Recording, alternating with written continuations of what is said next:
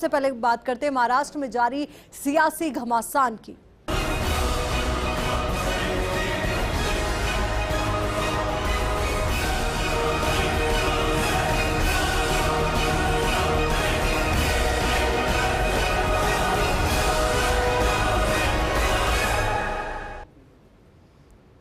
महाराष्ट्र में जारी सियासी घमासान में उद्धव ठाकरे और एकनाथ शिंदे गुट अब आर पार के मूड में नजर आ रहे हैं। मुंबई में शिवसेना की मीटिंग के बाद संजय राउत ने कहा कि बाला साहेब नहीं अपने बाप के नाम पर वोट मांगे। वहीं शिंदे गुट के विधायक दीपक केसरकर ने प्रेस कॉन्फ्रेंस कर दावा किया कि असली शिवसेना अब उन्हीं लोगों के पास है। पॉलिटिकल ड्रामे के 5वें दिन यानी शनिवार को शिवसेना के कार्यकर्ता हिंसा पर भी उतर आए। शिव सैनिकों ने पहले पुणे में बागी विधायक तानाजी सावंत के घर पर तोड़फोड़ की। इसके बाद शिंदे के बेटे और कल्याण से सांसद श्रीकांत शिंदे के दफ्तर पर पत्थरबाजी की। शिवसेना की हाई लेवल मीटिंग में उद्धव ने शिंदे पर जमकर हमला बोला। उन्होंने कहा शिंदे पहले नाथ थे लेकिन अब दास हो गए हैं। उद्धव ने आगे कहा कि सुलगते बम पर बागी बैठे हुए हैं। बाला साहेब का नाम लेकर कोई पॉलिटिक्स नहीं कर पाएंगे। शिवसेना के शिंदे गुट ने कहा कि हमने अभी पार्टी नहीं छोड़ी है, हमारे पास 2/3 बहुमत है और जिनके पास बहुमत होता है उसके पास ही नेता चुनने का अधिकार होता है। विधानसभा उपाध्यक्ष के निर्णय को कोर्ट में चुनौती देंगे। शिंदे ने शनिवार सुबह 38 विधायकों की एक सूची जारी की थी। तो तमाम ये अपडेट जो आज के दिन के, और अब देखना यही महत्वपूर्ण होगा कि जो तमाम खबरें निकलकर सामने आ रही है, दावे निकलकर सामने आ रहे हैं, वार पलटवार का दौर लगातार जारी है, तो वहीं अब जो तस्वीरें लगातार सामने आ रही है उससे ये अंदाजा लगाया जा सकता है कि एकनाथ शिंदे गुट और उद्धव ठाकरे की शिवसेना दोनों आमने सामने के मूड में है, आर पार की लड़ाई के मूड में दिख रहे हैं। क्योंकि पहले अगर हम देखें तो उद्धव ठाकरे का नर्म रुख नजर आया, उनकी ओर से अपील करते हुए वीडियो भी जारी किया गया, लाइव उन्होंने किया फेसबुक पर अब जो उनके बयान है, संजय राउत के बयान है, तो ऐसा लग रहा है कि अब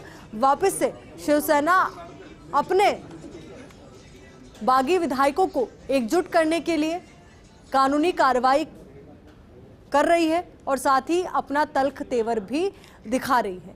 तो ऐसे में अब जो ये नोटिस थमाया गया है, अब देखना ये महत्वपूर्ण कि उस नोटिस का क्या जवाब दिया जाता है। क्योंकि यहाँ पर उद्धव ठाकरे वो अपनी शक्ति का प्रदर्शन कर रहे हैं, तो वहीं दूसरी ओर एकनाथ शिंदे अपनी शक्ति का प्रदर्शन करते हुए नजर आ रहे हैं। पर अब सबसे बड़ा सवाल ये भी है कि एकनाथ शिंदे कब तक इन विधायकों को गुवाहाटी लेकर रखेंगे, क्योंकि कल नहीं तो आज या आज नहीं तो कल उन्हें इन विधायकों को वापस मुंबई तो लाना ही होगा, महाराष्ट्र लाना ही होगा, और उसके बाद ही आगे की तस्वीर और तकदीर साफ होगी। पर सबसे बड़ा महत्वपूर्ण उस टाइम भी आंकड़ा हो जाता है कि जब भी ये विधायक गुवाहाटी से महाराष्ट्र पहुंचेंगे तो उस दौरान भी विधायकों का आंकड़ा इतना ही रहता है या नहीं। क्योंकि अगर कुछ विधायक छिटक गए, कुछ विधायक इधर से उधर भी हो गए, तो पूरा खेल जो एकनाथ शिंदे खेल रहे हैं वो पूरा खेल बिगड़ सकता है। और उद्धव ठाकरे अब आक्रामक रुख अपनाते हुए नजर आ रहे हैं। आज जब उन्होंने बैठक में हिस्सा लिया उस दौरान भी जो प्रस्ताव पास किए गए, लगभग 6 प्रस्ताव ये जो पास हुए, और उन प्रस्तावों के माध्यम से ये तय किया गया कि वही सब निर्णय लेने वाले हैं। अभी तस्वीरें भी जरा आप देखिए, 2 तस्वीरें आपकी टीवी स्क्रीन पर, एक शिंदे सेना की तस्वीर है तो वहीं दूसरी ओर उद्धव ठाकरे की शिवसेना की ये तस्वीर है। दोनों ही दम भरते हुए यहाँ पर नजर आ रहे हैं। एकजुटता की बात इनकी ओर से लगातार की जा रही है। एक और एकनाथ शिंदे ये कह रहे हैं कि शिवसेना असली ये है, तो वहीं दूसरी ओर उद्धव ठाकरे ये कह रहे हैं कि असली शिवसेना वो है। तो अब सवाल ये भी उठ गया है कि असली सेना कौन सी है, असली शिवसेना कौन सी है, असली सैनिक कौन से हैं और असली सेनापति कौन है। क्योंकि वाकई में सबसे बड़ा सवाल यही उठ रहा है कि आखिर में सेनापति है कौन, सेना किसके साथ है। अभी 2 तस्वीरें जरा आप देखिए, गुवाहाटी की एक तस्वीर है तो वहीं दूसरी तस्वीर महाराष्ट्र की है। ये दोनों ही जगह इस वक्त राजनीति के एपिसेंटर बने हुए हैं, एक एक करके अपडेट भी आ रहे हैं। तो वहीं ये खबरें भी सामने आई है जानकार सूत्रों के हवाले से कि देवेंद्र फडणवीस और एकनाथ शिंदे की गुपचुप मुलाकात हुई है। इस गुपचुप मुलाकात के दौरान किन मुद्दों को लेकर चर्चा की गई? क्योंकि अगर बीजेपी के रुख की हम बात करते हैं तो बीजेपी की ओर से लगातार यही कहा जाता है कि ये शिवसेना का आंतरिक मामला है, आंतरिक झगड़ा है, इससे वो अपने आप सुलझाएगी। अभी उनकी ओर से कुछ भी इस पर प्रतिक्रिया नहीं दी गई है। पर वही दूसरी ओर अगर देखें तो बीजेपी की ओर से भी बैठकों का दौर तेज हो गया है। दबे पांव ही सही, पर बीजेपी आगे की रणनीति की ओर आगे बढ़ रही है। अब जो मुलाकात की खबरें सामने आई कि देर रात ये मुलाकात हुई, अब ये भी कहा जा रहा है कि जो बागी विधायक गुवाहाटी में मौजूद थे उनको भी नहीं पता चला कि एकनाथ शिंदे कब होटल से निकले, कब पहुंचे वो सूरत, और उसके बाद ये, माफ कीजिएगा, गुजरात पहुंचे और उसके बाद ये मुलाकात हुई। तो अभी तमाम सवाल है किस तरीके से मुलाकातों का दौर रहा और क्या वजह इस मुलाकात के पीछे, क्योंकि कहा कुछ नहीं जा रहा है पर इशारों इशारों में बहुत कुछ कहा जा रहा है। और इन इशारों का मतलब क्या है, क्योंकि आज संजय राउत ने बयान दिया और उसके बाद ये भी नजर आया कि शिवसैनिक आक्रामक हो गए, कई जगह तोड़फोड़ उनकी ओर से की गई, प्रदर्शन किया गया।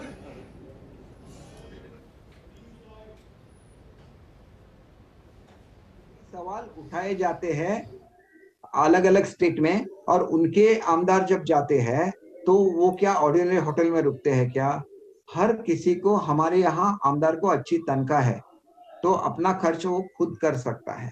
और जब हमें कोई इनवाइट करता है, जैसे समझिए शिंदे साहब ने इनवाइट किया, तो शिंदे साहब हमें कुछ भी फ्री नहीं लेते हैं, उसका पैसा भरते हैं, ऑफिशियली भरते हैं, उनसे जो भी कंसेशन है वो लेते हैं, पर पैसा भर के हम लोग यहाँ पे रहते हैं, हम लोग मुफ्त तो नहीं रहते। और कोई भी पार्टी हमारा खर्चा नहीं उठा रही है। हमारे जो नेता है शिंदे साहब, उन्होंने हमें बुलाया, उन्होंने बोला कि ये फ्लाइट से आपको आना है, हम उस फ्लाइट में बैठ गए, यहाँ पे आ गए। फिर जो भी पेमेंट करना है वो पेमेंट कर देंगे, उसका कुछ सवाल नहीं है। आप क्यों बार बार उठा रहे हैं? आपको क्यों लगता है कि बीजेपी इसके पीछे? बीजेपी इसके पीछे बिल्कुल नहीं है। ये हमारा प्रॉब्लम अगर सॉल्व होता है तो हम लोग भी बात कर रहे हैं ना, शिंदे साहब भी साहब से बात कर रहे थे, बाकी के नेताओं से बात कर रहे थे, वो बोल रहे थे कि आज भी आप निर्णय ले लो कि आप बीजेपी के साथ गठबंधन बनाओ। उन्होंने सुना नहीं, तो उनका अधिकार है, हम क्या बोल सकते हैं, वो हमारे नेता है, हम उसके बारे में कुछ।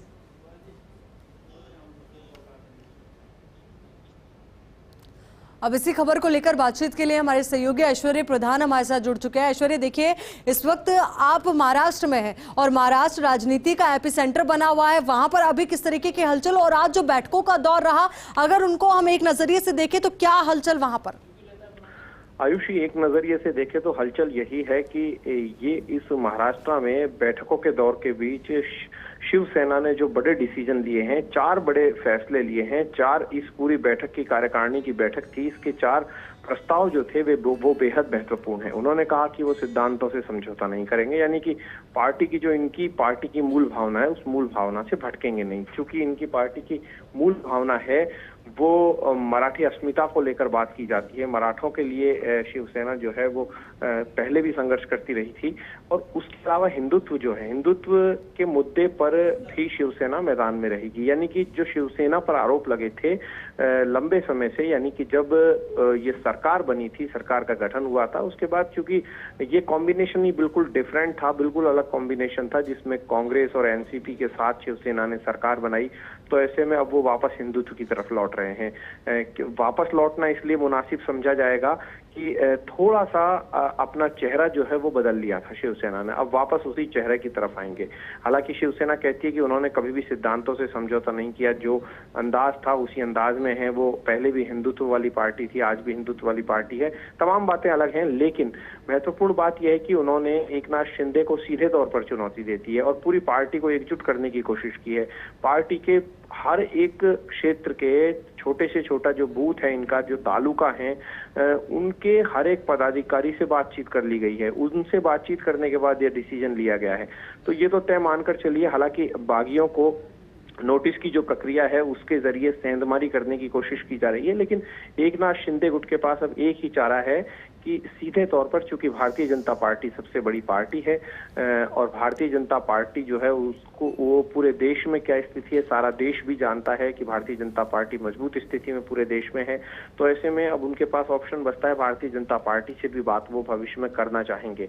हालांकि आरोप उन पर लग रहे हैं कि बीजेपी ने ही ये सब कुछ करवाया है, तमाम तरीके की चीजें हैं, लेकिन दूसरे पहलू से देखा जाए तो स्वाभाविक तौर पर इन्हें बात करनी ही पड़ेगी और भारतीय जनता पार्टी के देवेंद्र फडणवीस ही नहीं आला कमान से बातचीत करनी पड़ेगी। और उनके अलावा इनके पास दूसरा रास्ता ये होगा कि कानूनी सलाह मशवरा लगातार कर रहे हैं। तो ये जो ओवरऑल आज जो बैठक हुई है शिवसेना की, इस बैठक के जरिए उद्धव ठाकरे ने मैसेज दे दिया है और जो मुंबई या उसके आसपास के इलाकों में तोड़फोड़ जैसी घटनाएं हुई या हिंसा जैसी बातें सामने आई, उन बातों से साफ तौर पर आप अंदाजा लगा सकते हैं कि शिवसेना का भविष्य का मूड क्या है, शिवसेना किस अंदाज से भविष्य में सियासत में रहेगी। और वो जो दूसरा कैंप है, एकनाथ शिंदे कैंप गुवाहाटी में है, तो उनके लिए सबसे बड़ा तनाव यही है कि वो वापस लौटे तो ससम्मान वापस लौटे और उन्हें सम्मान जो है अब आज की परिस्थिति में कांग्रेस और एनसीपी से नहीं मिल सकता, उन्हें सम्मान सिर्फ बीजेपी से मिल सकता है। अकेले के दम पर वो कुछ कर नहीं सकते हैं क्योंकि शक्ति का संतुलन बेहद जरूरी होता है। तो पहले उनके साथ दो शक्तियां थी, यानी कि वो खुद शिवसैनिक थे, शिवसेना के लोग थे और शिवसेना के साथ एनसीपी और कांग्रेस की दो शक्तियां मिली हुई थी। तो अब सबसे बड़ी देश की सबसे बड़ी पार्टी कही जाती है देश दुनिया की भारतीय जनता पार्टी, तो भारतीय जनता पार्टी के पास जाने के अलावा उनके पास अब कोई रास्ता नहीं बचेगा। लेकिन सरकार किस तरीके से बनेगी, किसकी बनेगी, कोर्ट में गवर्नर के पास कौन जाएगा, गवर्नर के पास के अलावा राष्ट्रपति किस तरीके का राष्ट्रपति शासन भी लगता है नहीं लगता, क्योंकि एक बार राजस्थान में बिल्कुल ऐश्वर्या देखना यही महत्वपूर्ण रहेगा कि आने वाले वक्त में किस तरीके से तकदीर साफ होती है, किस तरीके से तस्वीर साफ होती है, दोनों पर ही हमारी निगाहें बनी हुई है। और सबसे बड़ी बात, शिंदे गुट का क्या होगा, उद्धव ठाकरे का क्या होगा। बहुत बहुत शुक्रिया आपका हमारे साथ जुड़ने के लिए, पूरी बातचीत के लिए। अब इस वक्त हमारे साथ रैनी इब्राहिम जी जुड़ चुके हैं, एसोसिएट एडिटर। सर, सबसे पहले आपसे समझना चाहेंगे कि आज के दिन का जो पूरा घटनाक्रम रहा, इसको किस नजरिए से हम देखें, क्योंकि अब जो तेवर है उद्धव ठाकरे के, जो पहले थोड़े नरम नजर आ रहे थे, वो तल्ख होते जा रहे। संजय राउत के बयान भी कुछ इसी तरीके से सामने आए। बिल्कुल, शिवसेना ने तो तय कर लिया है कि offence is the best form of defence.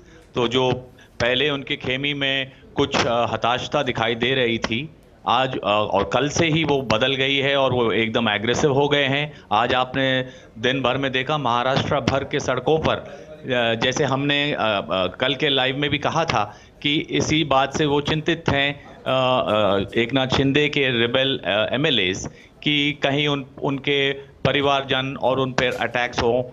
और इस कारण से शिवसेना का एग्रेसिव पॉस्चरिंग तो सामने आया ही है और वो लीगली भी अभी पूरी तरीके से तैयारी में है कि कोर्टों में जाकर अब जो लड़ने पड़ेंगी, क्योंकि मंडे को ही डिस्क्वालिफिकेशन जो 16 बागी विधायकों के डिस्क्वालिफिकेशन की प्रोसेस है जिस पर शो कॉज नोटिस इशू हुआ था, उस पर उनको मंडे को यहाँ पर पर्सनली अटेंड करने को कहा गया है डिप्यूटी स्पीकर नरहरि झिरवल जी ने। और वो पूरी तरीके से इस तैयारी में है कि रिबेल जो बागी विधायक हैं उनको बैकफुट पर ले जाया जाए। बिल्कुल इब्राहिम जी, और देखिए सबसे बड़ी बात यह भी है, एक और एकनाथ शिंदे अपने साथ शिवसैनिक विधायकों के जो नंबर है उस पर दम भर रहे हैं, तो वहीं दूसरे ओर उद्धव ठाकरे की ओर से कहा जा रहा है कि उन्होंने पूरी कानूनी प्रक्रिया को लेकर विश्वास जताया और कहा उसको लेकर के वो दम भरते हुए नजर आ रहे हैं, और शायद यही वजह कि उनका कॉन्फिडेंस थोड़ा बढ़ा हुआ नजर आ रहा है।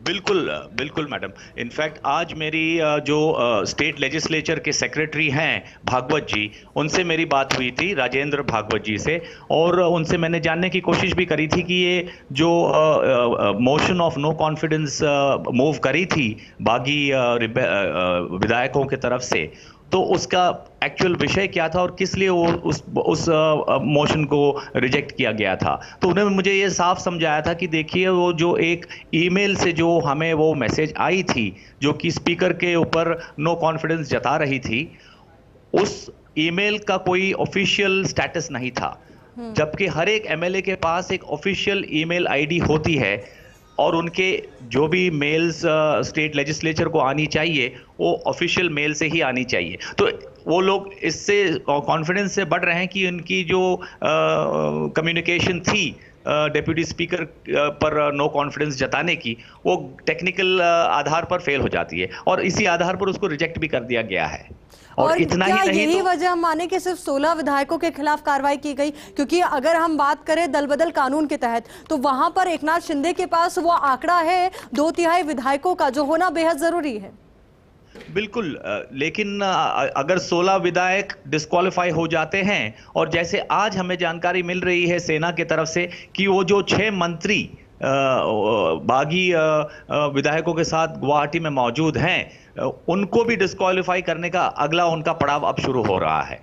तो मंडे को हमें वो भी शायद देखने को मिले कि वो 16 बागी जो एमएलए हैं और 6 मंत्री, उनको भी निकालने की प्रक्रिया, डिस्क्वालीफाई करने की प्रक्रिया शुरू की जा रही है। ऑफ कोर्स उसमें सेना के भी एक मंत्री जुड़े हैं, तो टेक्निकली 16 और 5 तो 21। तो वो लोग मैथमेटिकल फिगर पर चल रहे हैं, गणित पर चल रहे हैं कि अगर 21 विधायक डिस्क्वालीफाई हो जाते हैं तो फिर जो बीजेपी के साथ मिलकर ही अगर एकनाथ शिंदे जी सरकार बनाना चाहें तो उनके नंबरों पर उसका बड़ा परिणाम होता है।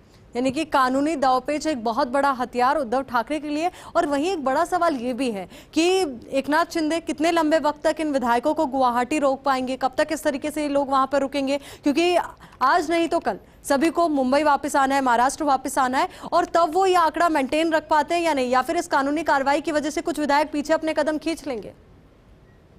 बिल्कुल, इसी संदर्भ में कल देर रात में बड़ौदा गुजरात में हुई एक मीटिंग की बहुत चर्चा आज दिन भर चल रही थी कि कहीं देवेंद्र फडणवीस जी और एकनाथ शिंदे जी की मीटिंग हो गई थी बड़ौदा में कल देर रात में। और इसी संदर्भ में जब हम जानकारी निकाल रहे थे तो हमें ये पता चला कि यह भी कहा जा रहा था कि अमित शाह भी उस मीटिंग में मौजूद थे। लेकिन हमने बीजेपी के कुछ लीडर से बात करी और उनसे इसके बारे में जानकारी लेने की कोशिश करी, तो हालांकि वो ये तो नहीं कह रहे थे कि फडणवीस जी और एकनाथ शिंदे जी की मुलाकात बड़ौदा में हुई नहीं थी, लेकिन वो ये हमें एक अलग अंदाज में हमको समझाया गया कि देखिए वो मिले भी होंगे और उनके बड़े प्रश्न भी होंगे, आगे की रणनीति को भी तय करना होगा और इसलिए मुलाकात हो सकती है। लेकिन अमित शाह जी जिनके पास सुपर Z+ सिक्योरिटी है, उनको कहीं पर भी चोरी छुपे जाकर किसी से मुलाकात करने की गुंजाइश बहुत कम होती है, और अगर गए होते तो जरूर उस बात का खुलासा हुआ होता। तो उनका इंडिकेशन ये था कि शायद फडणवीस जी और शिंदे जी मिले होंगे बड़ौदा में कल रात। तो उनके, और एक बड़ी महत्वपूर्ण विषय ये भी हो रहा है कि बीजेपी ने ये तय कर रखा है कि हमें अपने एनडीए के जितने अलायंस पार्टनर्स हैं उनसे भी हमें महाराष्ट्र की जो गतिविधियां हैं उस संदर्भ में बातचीत करने की जरूरत है। और आज उन्होंने ये काम भी दिल्ली में अपने एनडीए अलायंस पार्टनर से बातचीत करके उनके पास ये बातें रखी, ताकि कल वो ये ना कहें कि भाई आप हमसे कंसल्ट करते नहीं, आप हमसे सलाह मशवरा रखते नहीं हो। बिल्कुल अब्राहम जी, और यही वजह है कि मुलाकात की चर्चाएं जोरों शोरों पर है और जो बीजेपी अभी तक चुप्पी साधे हुए है, अब उसके बयान का भी इंतजार है। बहुत बहुत शुक्रिया आपका हमारे साथ जुड़ने के लिए, पूरी बातचीत के लिए। तो शय और मात का खेल लगातार जारी है, तो वहीं दावों का खेल भी जारी है, बार पलटवार का दौर लगातार जारी है। अब देखना यही महत्वपूर्ण कि महाराष्ट्र के आगे की तस्वीर क्या होती है।